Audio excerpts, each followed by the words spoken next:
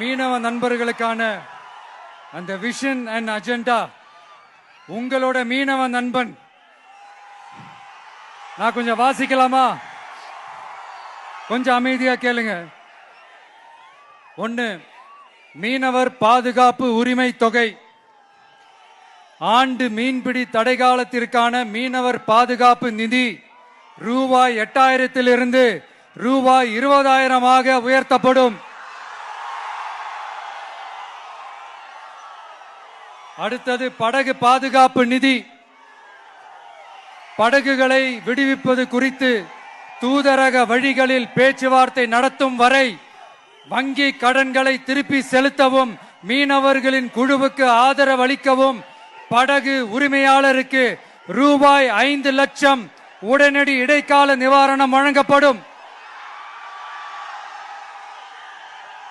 அடுத்தது கடல் தாய் வீட்டு வசதி திட்டம்.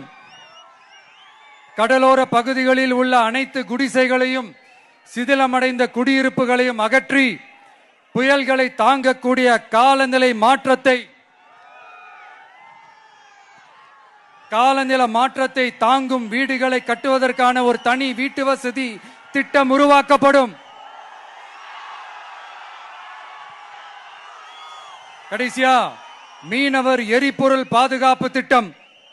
இயந்திர படகுகளுக்கான மாதாந்திர மானிய டீசல் ஒதுக்கீட்டை 1800 லிட்டரில் இருந்து 3500 லிட்டராக உயர்த்தப்படும்.